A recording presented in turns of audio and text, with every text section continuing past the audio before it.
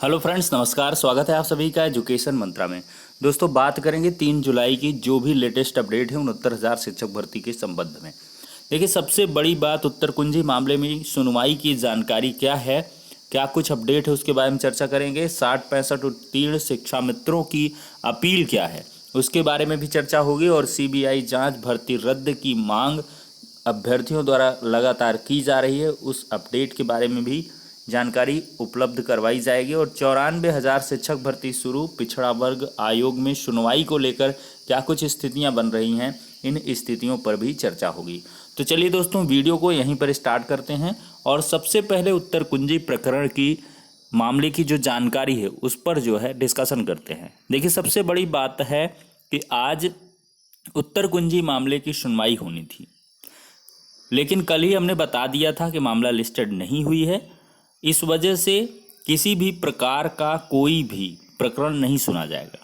ठीक वैसा भी हुआ है, विभिन्न प्रकार की आपको पोस्ट मिली होंगी, वो फर्जी हैं कि सुनवाई हुई, ये हुआ वो हुआ, लिस्टेड हुआ था दुनिया धमाका, तो उसमें कुछ नहीं हुआ। उत्तर कुंजी मामले में आज सुप्रीम कोर्ट में सुनवाई नहीं हुई है और इसकी लिस्टिंग भी हो चुकी है। जी हाँ, मामला लिस्टेड हो चुका है और नेक्स्ट लिस्टिंग डेट जो है 7 जुलाई की है।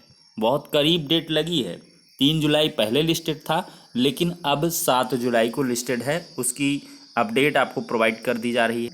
देख सकते हैं दोस्तों, diary number 12907 of 2020, Rishabh Mishra versus examination regulatory authority.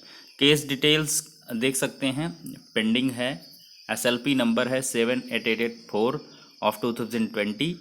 देखिए, ये pending motion hearing fresh for admission civil cases status है इसका, और likely to be listed on अब 7/7/2020, यानी कि ये मामला 7 जुलाई को अब लिस्टेड होगा।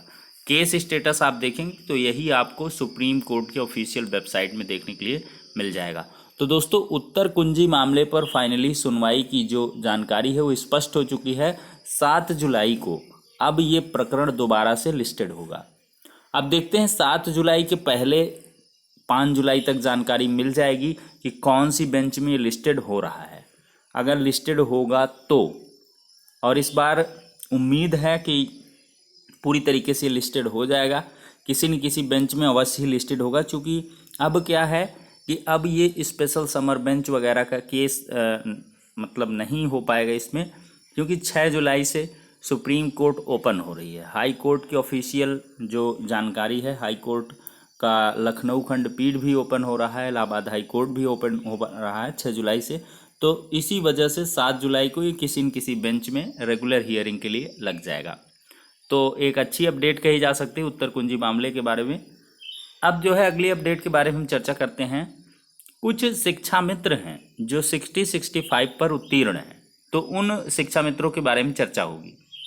देखिए, यहाँ शिक्षा मित्र महकमे की तरफ से एक अपडेट है कि 8,017 चयनित शिक्षा मित्र साथियों, हालांकि 8,018 हैं, लेकिन एक नाम इसमें से हटा दिया गया है। वो नाम आप लोगों को भी बखूबी मालूम होगा, आप कमेंट के माध्यम से बता भी सकते हैं कि ये एक शिक्षा मित्र किसको बाहर रख कर ये चल रहे हैं।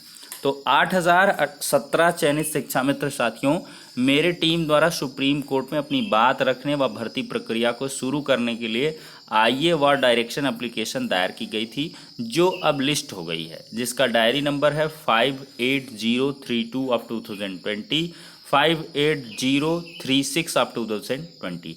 हम सिर्फ यही चाहते हैं कि किसी भी हालत में भर्ती प्रक्रिया 14 जुलाई से आगे लंबित ना हो, जिसके लिए हमारी टीम ने अपने आईए व डायरेक्शन एप्लीकेशन डाली है। इस वक्त हमारी टीम को सभी चयनितों से सहयोग की ज़रूरत है, जिससे कि हम अपना काम आगे बखूबी कर सके। 8,000 चयनित शिक्षा मित्र टीम उत्तर प्रदेश। देख भी सकते हैं दोस्तों, 23/6/2030 को ये जो है डाली गई और ये जो है लिस्टेड भी अब हो चुकी है। ये देख लीजिए, आईए फॉर इम्प्लीटमेंट एप्लीकेशन, इनकी लिस्ट भी हो चुकी है। केस स्टेटस में अगर आप जाएंगे, रानी छाबरा के नाम से ये पड़ी हुई हैं। तो कुल मिलाकर अच्छी अपडेट है। अगर इन शिक्षा मित्रों ने अपना पक्ष बखूबी रखा 14 जुलाई को, तो अवश्य ही भर्ती प्रक्रिया स्टार्ट भी हो सकती है। ये भी हो सकता है अब शिक्षा मित्रों के द्वारा लगातार अब शिक्षा मित्र भी समर्थन में आ गए हैं कि भर्ती प्रक्रिया को जल्द से जल्द स्टार्ट किया जाए, यानी कि 14 जुलाई की जो सुनवाई हो वो आखिरी सुनवाई हो और इसके बाद भर्ती प्रक्रिया को स्टार्ट कर दिया जाए। तो एक अच्छी पहल है। जल्द से जल्द मामला निस्तारित करने के लिए शिक्षा मित्रों के द्वारा जो 60-65 पर उत्तीर्ण हैं उनके द्वारा भी पक्ष रखा जाएगा। अब दोस्तों कुछ अन्य अपडेट्स हैं, उन पर चर्चा करते हैं। देखिए दोस्तों, सहायक अध्यापक भर्ती की राष्ट्रीय पिछड़ा वर्ग आयोग में सुनवाई। देखिए, इसमें परिषदीय स्कूलों की 69,000 सहायक अध्यापक भर्ती की सुनवाई राष्ट्रीय पिछड़ा वर्ग आयोग में होनी है। आयोग का पत्र सोशल मीडिया पर वायरल हो रहा है, जिसमें 7 जुलाई को दूसरी बार सुनवाई का उल्लेख है। परीक्षा संस्था से एक व्यक्ति को संबंधित रिकॉर्ड संग उपस्थित होने का निर्देश है, लेकिन परीक्षा संस्था को अब तक कोई अधिकृत निर्देश नहीं मिला है। राष्ट्रीय पिछड़ा वर्ग आयोग के उपाध्यक्ष न्यायमूर्ति डॉक्टर लोकेश कुमार प्रजापति 7 जुलाई को 11 बजे से भर्ती में चयनित पिछड़ा वर्ग के अभ्यर्थियों से संबंधित सुनवाई करेंगे। इसमें अपर मुख्य सचिव, प्रमुख सचिव व विशेष सचिव बेसिक शिक्षा और परीक्षा नियामक प्राधिकारी सचिव उत्तर प्रदेश एलनगंज को पत्र भेजा गया है। इसकी प्रति अब तक परीक्षा संस्था को नहीं मिली है। सचिव शासन के अफसरों से इस संबंध में जानकारी मांग रहे हैं कि उन्हें पत्र मिला होगा। वायरल पत्र में याची व प्रकरण का भी स्पष्ट उल्लेख नहीं है। तो कुल मिलाकर देख सकते हैं दोस्तों, अभी पीएनपी यानी कि परीक्षा नियामक प्राधिकारी उत्तर प्रदेश को कोई भी नोटिस नहीं प्राप्त हुआ है सुनवाई से संबंधित। हालांकि इनके द्वारा शासन स्तर के आला अधिकारियों से जिनको कि पार्टी बनाया गया है तो उनसे संपर्क साधा जा रहा है कि आपको मिली कि नहीं प्रति, लेकिन संभवतः ये मिल चुकी होगी शासन स्तर पर। यहाँ पर हो सकता है पीएनपी प्रयागराज आने में थोड़ी सी जो है देरी हो रही हो, लेकिन जो है इस प्रकरण पर सुनवाई जो है वो सुनिश्चित है। 7 तारीख को होनी है सुनवाई। तो देखते हैं क्या कुछ दोस्तों होता है। अब अगली अपडेट के बारे में चर्चा करेंगे। देखिए, प्रताप सिंह बघेल ने संभाला सचिव बेसिक शिक्षा परिषद का कार्यभार। देखिए, डायट प्राचार्य बस्ती के साथ सचिव का अतिरिक्त प्रभार भी इनको मिला हुआ। देखिए, जिला शिक्षा एवं प्रशिक्षण संस्थान यानी कि डायट बस्ती के प्राचार्य प्रताप सिंह बघेल ने सचिव बेसिक शिक्षा परिषद उत्तर प्रदेश के प्रभावी सचिव का कार्यभार लखनऊ में संभाल लिया। वह डायट बस्ती के प्राचार्य के पद के साथ बेसिक शिक्षा परिषद के सचिव का अतिरिक्त प्रभार भी देखेंगे। बुधवार को लखनऊ में प्रताप सिंह बघेल ने संयुक्त सचिव विजय शंकर मिश्र से सचिव का प्रभार ग्रहण कर लिया।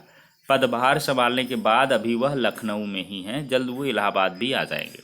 अब अगली अपडेट है, कल ही इसके बारे में हमने आपको अपडेट प्रोवाइड की थी कि न्याय मोर्चा के द्वारा लगातार अपील की जा रही है, प्रदर्शन भी किया गया है। इसकी जो है स्नैप्स आप कल के वीडियो सेशन में देख सकते हैं। देखिए, 69,000 शिक्षक भर्ती में भ्रष्टाचार के खिलाफ न्याय मोर्चा से जुड़े छात्रों ने गुरुवार को परीक्षा नियामक कार्यालय पर प्रदर्शन किया। सोशल डिस्टेंसिंग का पालन करते हुए छात्रों ने शिक्षक भर्ती परीक्षा रद्द करने और भर्ती में सीबीआई की जांच कराने के साथ आरोपियों की गिरफ्तारी की मांग की। इसके साथ ही परीक्षा नियामक सचिव व बेसिक शिक्षा मंत्री के इस्तीफे की भी मांग की गई। इस अवसर पर फलाफला उपस्थित रहे हैं। एक सुखद अपडेट है, एलटी ग्रेड के अभ्यर्थियों को सत्यापन का अवसर मिल चुका है। देखिए, लोक सेवा आयोग की सहायक अध्यापक प्रशिक्षित स्नातक भर्ती 2018 एलटी ग्रेड के 13 विषयों में सफल हुए जिन अभ्यर्थियों के अभिलेखों का सत्यापन किन्हीं कारणों से नहीं हो पाया, उन्हें आयोग ने एक अंतिम मौका दिया है। इनके अभिलेखों का सत्यापन 13 से 16 जुलाई के मध्य किया जाएगा।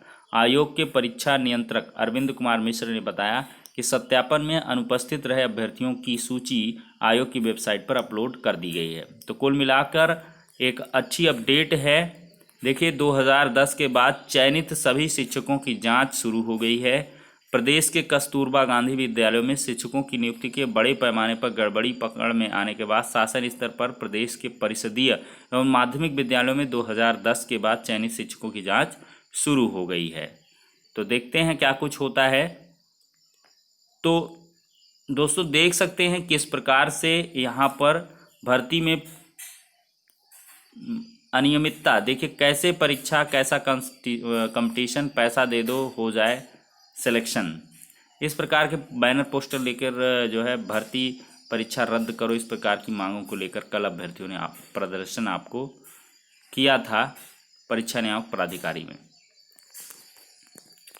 अब देखिए, एक और अपडेट यहाँ पर छूट रही है। 94,000 शिक्षक भर्ती, देखिए दरअसल बात दोस्तों ये पटना का यानी कि बिहार का मैटर है, जहां पर शिक्षक भर्ती प्रक्रिया शुरू करने की बात कही गई है, उस पर चर्चा कर लेते हैं।